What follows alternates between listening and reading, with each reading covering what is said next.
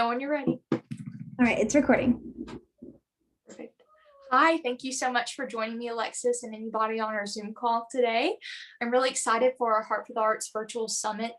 I have had a heart for the arts since I was young, and especially with being diagnosed with dyslexia, I'm a visual learner. And the wonderful thing about the arts is that they encompass all learning styles. So they're very inclusive, they help with graduation rates, and of course, expression. So I have with me one of my best friends, Alexis Newman, today. I'm very excited to have her, and I'll go ahead and read her introduction. Alexis Newman is a music educator specializing in elementary education. Ms. Newman will obtain her Bachelor of Music from the University of Arkansas in the spring of 2021. Go Hogs! She's an active member of the National Association for Music Education, Arkansas Music Educators Association, and the Northwest Arkansas ARF chapter. She dedicates her time and efforts to advocating for music education in the state of Arkansas. In 2019, Alexis traveled to DC to attend NAFMEs. Is that correct? How do you say that, Alexis? NAFME or NAFME? NAFME, perfect. Hill Day for Music Education. She was one of two representatives from the state of Arkansas who took meetings with each congressional representative for the state to discuss appropriations for every student's Success and Succeeds Act. After returning to Arkansas, Alexis took the initiative to organize the first Music Advocacy Day in the state of Arkansas.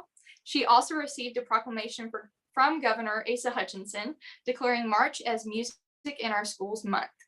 In 2020, Ms. Newman was the recipient of NAFME's Professional Achievement Award for her efforts to secure equal access to music education. Ms. Newman strives to create joyful music experiences with students each day. And we are so proud of everything that you've accomplished, and we are excited to have you speaking with us today.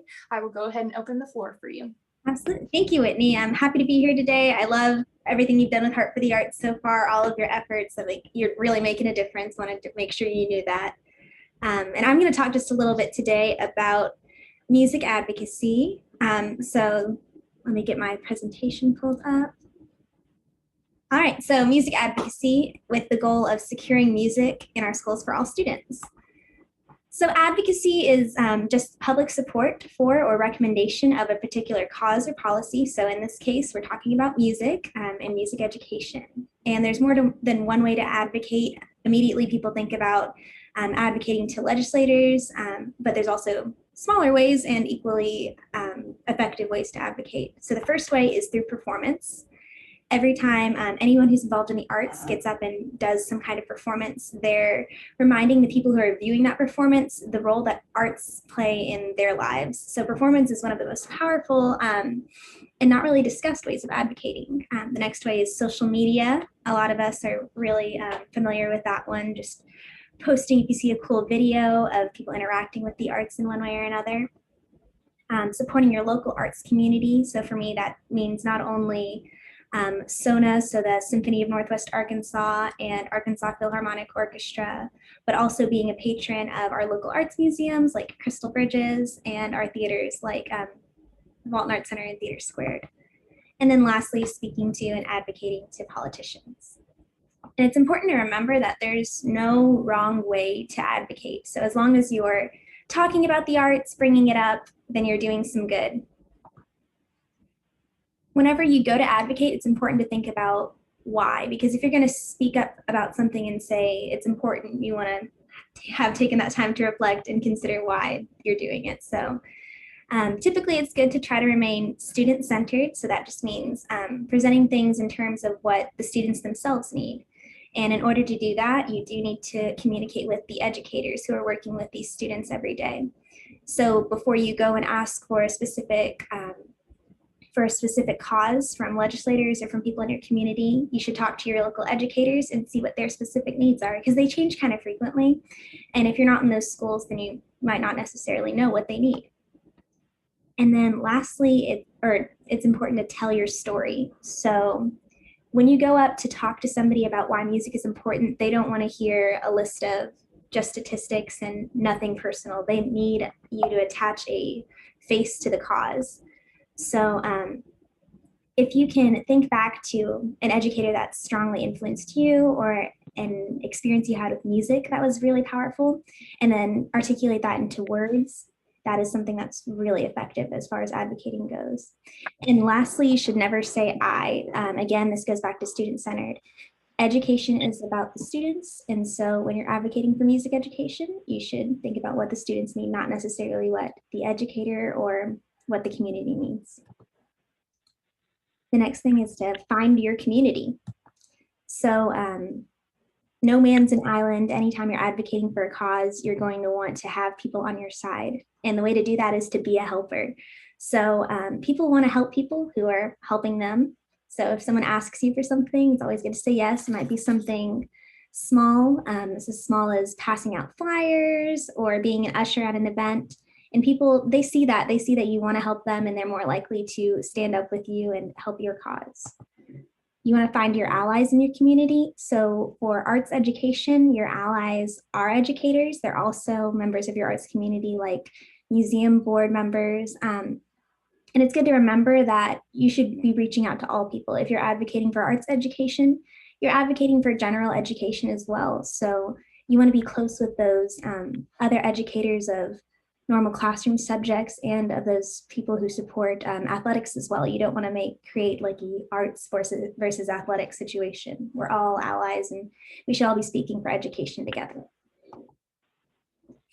And then lastly, there's some organizations in place. This one's called the Music Education Policy Roundtable. These are people who are all centered around arts education and moving the arts forward.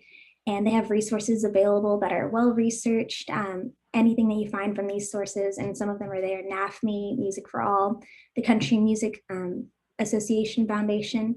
They've done great work with music advocacy, and they put those resources out for you for free. So all of that is great to refer back to. And your State Music Educators Association. Every state has an MEA, is the acronym that we use for that. And those MEA officers have done a lot of work as well, and they typically have causes that are already in place. And if you go and say, how can I help?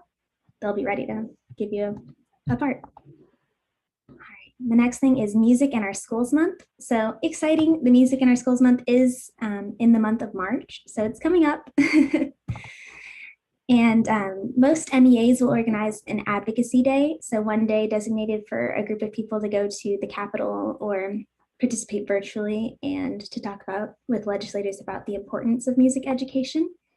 They also have celebrations that might take place. Typically that's concerts with local school children singing, or bands, orchestras, choirs performing. They'll put out graphics like the one you see to the right of the screen. That's the graphic for this year. So music, the sound of my heart. That's really cute. They have social media campaigns and merchandise available for you on their websites. And we use the hashtag Music in Our Schools Month 2021 to kind of make that known and spread it around. It's really easy to create a Music in Our Schools Month social media campaign. So here's something I did last year that was just really easy, didn't take very long to put together. So we created these things, these little papers that you see on the screen here, where it says school music is important to me because. We brought those onto the campus at the University of Arkansas, and we handed out these buttons that you see on the left that say Music Changes Lives, and that is last year's Music in Our Schools Month button. And every person who filled out one of these papers, they got a button, and then they were wearing it around, and it was a conversation sparker. And we also had a lot of people posting their picture that they took. My video's a little bit laggy, but you can see some of the people who participated and some of the things they said about music. So that was really cool, just to see social media blow up that day for music education.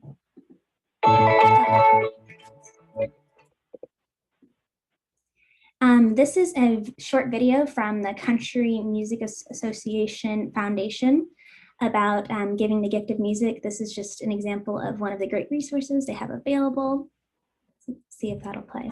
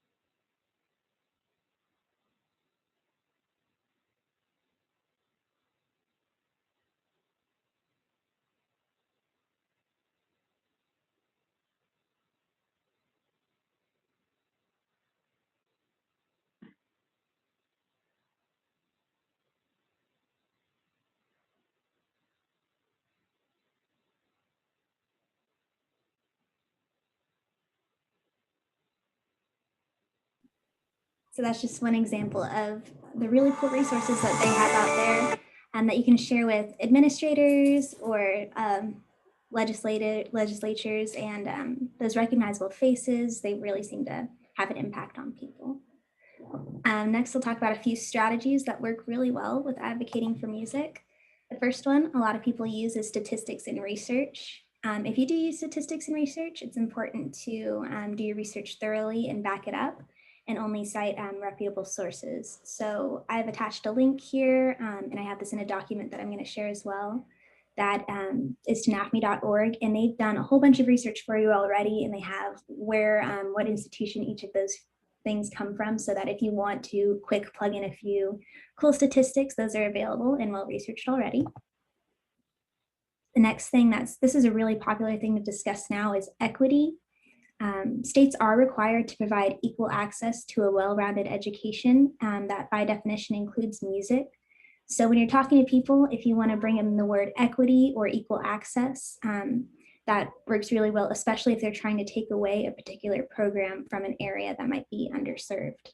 So social emotional learning is something that has kind of been at the forefront lately. So social emotional learning is teaching students to acquire and effectively apply knowledge, attitudes, and skills necessary to understand and manage emotions, set and achieve positive goals, feel and show empathy for others, and establish and maintain positive relationships and make responsible decisions. So what that basically means is that in schools now, we're trying to teach students more than just math and science. We're trying to teach them life skills and how to handle their emotions. And music is a really awesome way of doing that, because by listening to music and asking a student, how does this song make you feel? You're teaching them to effectively communicate their emotions in the future. And that can prevent them from having frustrations whenever they're experiencing something that they might not be able to quite put into words.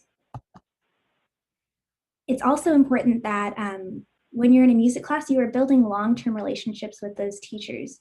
So music teachers, whether it be general music teachers, band, orchestra, or choir teachers, they see these students for multiple years, multiple consecutive years. So you're able to see that change that occurs in that student. And they're often the first to recognize the indicators of physical abuse, sexual abuse, or child trafficking in that student, because a classroom teacher does get to know their students very well, but they only have that student for that 1 year. So if there's a monumental change that occurs in the student's life between classes, like over the summer, then those music teachers, PE teachers, they're the ones who have continued relationship with those students and know that there has been a change. It's also important that music is capable of serving students of all abilities. Every student is capable of receiving a music education in some form. I like to say that the smallest way that a student can interact with music is there visible change in the student whenever music is present. So this could be, if I turn on a song, are they smiling? Are they moving their arm in some way? And that's just kind of a testament to me that no matter what your ability is, even if you're just listening to music, you're capable of benefiting from having a music education. And lastly, we're going to discuss a little bit about music for music's sake, or art for art's sake. That's a movement that's been put around by certain artists and musicians in the area, and it's the idea that music itself needs no justification and it is important in itself. So if you're talking to a community of artists or a community of musicians, rather than bringing in statistics and research that state things like music makes your test scores improve or arts make your test scores improve, which it does. They're out there. You can also just say music is important because it's an important part of our community. It's a pillar of our community and it needs no justification. So just know your audience. And a lot of times when we're talking about appropriations for federal funds, people will ask, what should I cut? And we should never answer this question, because if we're in a school setting and someone asks you this question, they're tempting you to say something like, oh, well, I think that the football program has too much funding. And as soon as you do that, you're creating a break in your community. So that PE teacher, that football coach, they should be your allies. You should be advocating with them and not against them. So rather than answering that question of what should I cut, to save federal funding, you should redirect it and say, well, we can't cut music because. So, and advocating to legislators. These are some pictures. That was me and Senator Bozeman, and that's me in the proclamation that I received from Governor Asa Hutchinson this past Music in Our Schools month. When you're advocating for legislators, it's important to first create positive interactions and positive relationships with them. They're more likely to listen to what you have to say and to accommodate to what you're asking for if you've already talked to them in a positive way. So ways you can do this is by offering your performance. So if there's going to be a ribbon cutting or something in your community, you can offer free performances from local groups, local bands, orchestras, choirs, and they'll remember that. And they'll remember that music is an important role of their community. And then you'll be able to be like, oh, remember whenever we brought this group? Well, that funding goes towards them being capable of participating in things like this. Legislators also want to hear from their constituents. So when you're deciding which legislators to reach out to, you should look into which ones directly serve you. This also goes into performance. So whenever you're bringing a group to perform for a legislator, it's really great if you can find a group that is in their district, a group that they are directly representing. There are a lot of grassroots actions campaigns out there. NAFME themselves do a lot of grassroots actions campaigns. And a lot of times those are pre-drafted emails that will be sent to legislators. So it'll say something like, support funding for Every Student Succeeds Act, contact your legislator. And you can press the button, type in your email, and it'll automatically send an email to them that's been drafted by someone in an official position. And those are great. But if you'd like to participate in those, I just encourage you to read them thoroughly, know what you're sending. And if you have the time and you want to put in the effort, you can reword those yourself. And a lot of times those will be more likely to get read because they're less cookie cutter, less copy and pasted. And they're more likely to listen to you if it's your own words rather than someone else's words. Online, NAFME has developed toolkits, and those toolkits simply explain the legislation that's in place for music education and talks about what we can do to push it forward. So if you don't want to go through and do a deep study of our schools' appropriations, you can just click on the NAFME toolkits that they have available on their website. It'll explain just what you need to know and nothing else. And proclamations are really cool. So that's the picture of me with the proclamation from last year.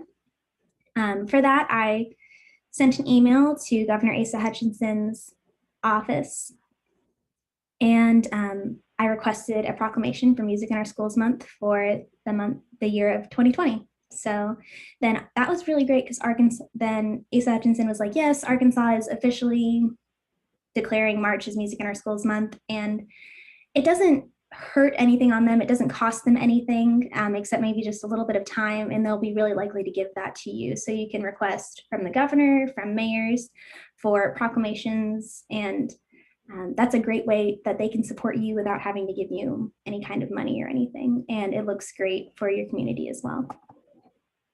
And then lastly, and I know I'm kind of like drilling this one, but performances. Every time you get out and perform, you are advocating for music education. So if you can offer a performance to anyone, then that's the best way of advocating.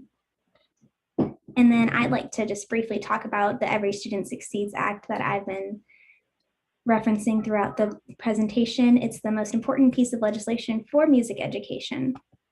So it replaces No Child Left Behind, and it changes the descriptions previously provided by it. So under No Child Left Behind, every child was required to be provided a free federal education, and they really emphasized math and science in that. So they didn't talk about English or arts being included as part of it, an important part of an education. And it also establishes requirements for a well-rounded education. So Every Student Succeeds Act, the wording that it uses is every student should be provided with equal access to a well-rounded education. And it even enumerates music as a well-rounded subject. So it says they need to have a well-rounded education, and part of that well-rounded education is music. So with that written in as part of national legislature, every single person will be provided a music education that's guaranteed to them. So that's really special and really important. And then lastly, I do have a document available that I can share with anybody who requests it. It's also available on my personal website that has some of these resources we talked about today from the National Association for Music Education, from the Country Music Association Foundation, and then a couple little pieces of social media, like pictures you can share on social media during the month of March for Music in Our Schools Month to participate and get the word out there. So if anyone would like that, I can email that to that as well, or they can find my personal website. If you just type in Alexis Newman Music Education, it should be able to come up. So and that's about all I got. So I'll go ahead and stop the recording. All right. Perfect. Thank you, Alexis, for sharing that. I actually had a question for you. Yeah, of course. It's you love performance and you have done so many different styles. I know you've been a twirler and I have experienced that as well with you, which I absolutely love that we've connected on that. But also just what is your favorite performance? Because I know you've played so many different instruments and as a music educator, you have to know so many different styles of music. So what is your favorite? Yeah, my favorite performance I've taken part in is definitely the singing of gospel music, actually. I was in a gospel choir called Inspire at the University of Arkansas, and we did a lot of performances for Black History Month, and the energy and the love that you feel with the people that you're singing with is just unmatched. So gospel music, for sure. Awesome. I love that. And then I know Mom's going to want to pipe in because she has missed you so much. Mom! She'll have to unmute. Hi, Alexis. Hi, Alexis. It's so nice to hear your voice, and thank you again for sharing so much. This was a wealth of information that you shared, and I personally, and I know Whitney and many people across the state applaud your efforts to promote the arts. You are not only a talented twirler, but a musician, and you've just done so much. Your talents have reached so many far and wide, and I can't think of a better person to have representing Arkansas on a state level all the way to Washington, to the Capitol. So the world is a better place for people like you. Oh my goodness. And our future will be bright with people like you advocating for music and the arts as a whole. Thank you for sharing your heart for the arts today, and I wish you the very best with graduation coming up. Absolutely. Thank you. And your wedding. Yeah, I'm so excited. No, we're so excited. I cannot wait. What were you saying, Mom? Yes. Congratulations to you and Austin. I am very happy for you both. Thank you. Yeah. And before you go, Alexis, is it okay if I take a screenshot of us? I'd love to get a picture while we're still on Zoom. Yeah. Okay. I'm going to try hard to get everything in here. Okay. 3, 2, 1. Perfect. All Thank right. you so much for being here and presenting, and I cannot wait to get the video and put it up. I know everyone is going to love your presentation because you truly show your heart for the arts and everything that you're about, and you've been so passionate. And as a best friend of mine, I've absolutely loved getting to know you and what makes your heart happy, and that is truly music education. I cannot wait for your students to be able to have you in the classroom because of just like the person you are, because you love music and you love what you do so much that you pour back into them. And that's what I think too, with me growing up and when I played flute in middle school and high school, those music educators were the people that really poured into me and helped me grow. And like you said, they were there throughout the years. It wasn't just like I had them for a year and then they were gone. So I absolutely love that. And I wish you the best in your future endeavors. And I will be in touch because we're going to hang out soon, I promise. Absolutely. Love you, Alexis. Love you. See you later. Bye. Bye.